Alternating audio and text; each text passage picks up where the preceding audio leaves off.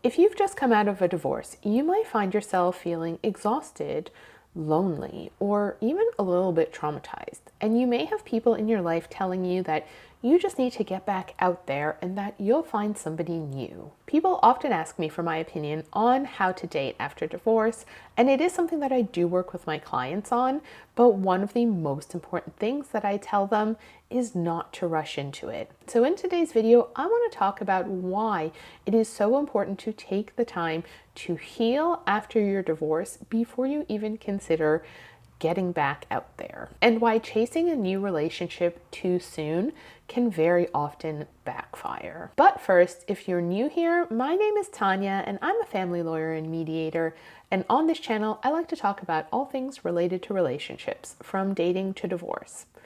If that sounds like something you're interested, make sure you're subscribed. If you like this video, give it a thumbs up and let me know what you think in the comments. And if you want to work with me professionally, I will leave those details linked below. Let's talk about why people often rush into dating after divorce. For a lot of people, their romantic relationship, particularly their marriage, is often the central or most important relationship in their life. So when that relationship ends, a lot of their social and emotional support tends to end with it. And particularly women tend to tie their entire identity around being a wife and a mother if they have children. And often divorce tends to result in a loss of this identity. So in a lot of ways, when the marriage ends, it's not just about the relationship ending, it's also about them losing their sense of self, their sense of who they are and where they belong. And so their obvious response to this is to quickly try to fill that void with another person, another romantic relationship, so that they can, in a sense, return to that identity that they have of themselves. If they can just find another relationship and just slot that person in, then they can be a wife and a mother again. Then they don't feel like so much of a failure. The problem is when you go into dating with this mentality, this sort of desperate need to fill a void, this sort of desire to heal your trauma through the new relationship, often you will attract trouble. And I see this play out over and over again. And in my opinion, it's really a big part of the reason why we see statistics that second marriages are far more likely to end in divorce than first marriages. So here are some of the traps that I often see people fall into when they rush into dating post-divorce. The first is that they're much more likely to trauma bond instead of finding a happy, healthy relationship. Trauma bonding happens when a person develops a strong emotional connection with somebody that is objectively not good for them, but they're doing it because they need that sort of emotional validation. You often see it in abusive relationships, where one person is still strongly attached to the perpetrator. They say that they love them, they find it difficult to leave or to blame them or even to call what the person is doing abuse, and that is because they are just so desperately in need of the love and the validation that the perpetrator gives them. So when you are somebody who has gone through a traumatic situation outside of romantic relationships, as well as something like divorce, you are far more likely to end up in that type of cycle with another person because you are so desperately seeking to fill an emotional void and an emotional need, and inevitably that is what you will likely attract. And following on from that, the next trap is that you are far more likely to be vulnerable to manipulation or even to scam artists. And this is something that I've talked about when I discussed Netflix show Love Con Revenge, and I did a video on that already. But a lot of the victims had either gone through divorce or had gone through a difficult breakup of a long-term relationship, and they were going out into the dating scene looking for that love and that validation to fill that void. And a lot of times people will justify it because they say, oh, but we're hardwired to seek out love, we need love, blah, blah, blah. In my opinion, that's just not the case. And I know that that sounds weird, but I personally think what we need as humans is connection with other people, yes. Community, yes. Romantic love, No, I don't think that that is a need. I think that that is something we've been conditioned to believe that we need. And that is why we center romantic relationships, because that is what, like, as a society we do. We center the nuclear family. And so we're taught to center romantic relationships and to seek out the connection that we instinctively desire through romantic relationships. But I actually think that that's probably not even the healthiest thing to do. I think that we are, yes, hardwired to connect with other people and to live in community with others, but I do not think that we need romantic relationships, and that when we are chasing romantic love as a way to fulfill our need for connection, we inevitably attract trouble. And that is what makes people vulnerable to that type of manipulation, because the users and abusers use that desire and that desperation to be loved as a tool to weaponize and control the victim. And that is why it is dangerous to rush into dating too soon after divorce. The next pitfall that I see people fall into is just repeating old patterns of behavior. And that tendency to fall into what we see as familiar is very strong. And often that leads to the same problems being played out in the new relationship that the person had in their previous relationship. And that doesn't necessarily mean that it is healthy. And again, that is why we see second and subsequent marriages end in divorce at far greater rates than initial marriages, because the people were already in a probably not so great relationship, and then they've gone out looking to fill an emotional void and find that they are attracted to what feels comfortable and familiar, which inevitably leads them back into the exact same patterns that they had in the first marriage, which fell apart probably for that reason. And finally, the last pattern that I often see play out is that people lose focus on themselves and instead throw all of their energy and attention into finding a new relationship. And this often comes at the expense of their own personal self-development. Their focus is on performing to attract a new mate instead of rebuilding their life. And this often happens with people who found that they lost themselves in the first relationship to begin with, which probably led to a lot of unhappiness. And now they're just seeking to throw themselves into another relationship almost out of fear of being alone, because some people really are uncomfortable sitting with themselves. They're uncomfortable with their own company. It's almost like they don't know who they are without a romantic relationship. And instead of focusing on fixing that and developing a stronger sense of self and self-worth, they just look to romantic relationships to make them feel whole again. I've said it before and I'll say it again. Happy, healthy relationships are built by happy, healthy people. So when you're going through something like a divorce, your focus should be on becoming a happier, healthier version of yourself and rebuilding your life before you then look to add another person into the mix. You're never going to find happiness or fulfillment in a relationship when you cannot find it with yourself first. So what should you focus on then before you even consider dating? The first is to fully grieve not only the relationship, but your loss of identity and the loss of, I suppose, the life that you had imagined that you were going to have. Because often we go into marriage with the intention that this is going to be our forever person. One of the things that is really painful about going through divorce is having to reframe your entire idea of what your future looks like.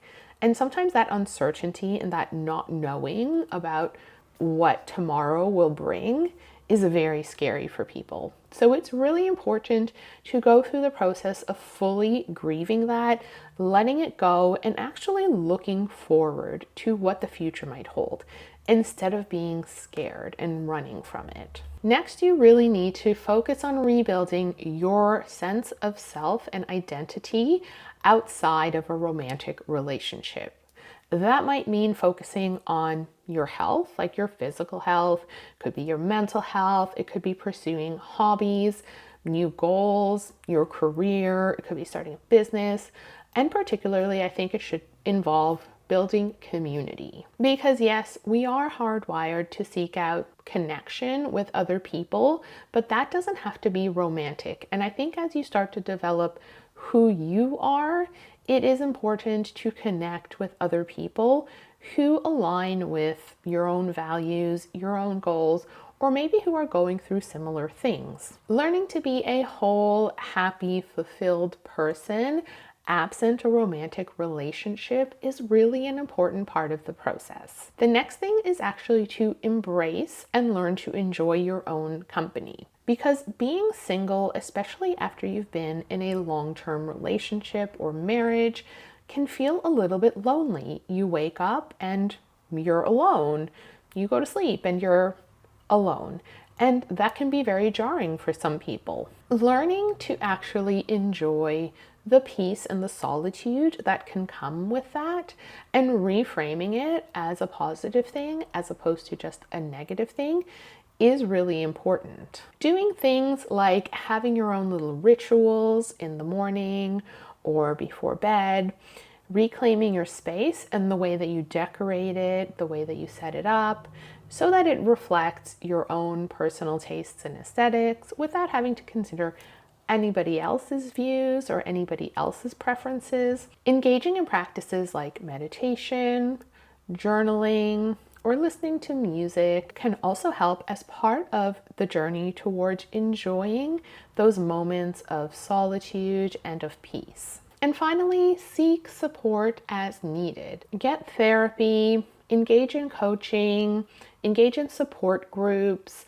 connect with other people who are going through similar things, talk to family, talk to friends, talk to people that you trust. Too often people feel a lot of shame and regret around their divorce, and so they have a difficult time opening up to other people. Often they blame themselves, and talking about it feels very uncomfortable because it feels like they need to unpack a lot of things that they feel like they are responsible for, or things that perhaps they've never shared with other people during the course of the relationship because they were hiding all of the problems that were going on. And they feel like it's quite difficult now to sort of turn around and tell people in their life, actually, I was lying to you about how miserable I actually was in my marriage. And having that conversation can feel difficult. But it is important to have those conversations because the people in your life who love you will understand. And you know what? A lot of them might actually be going through the same thing.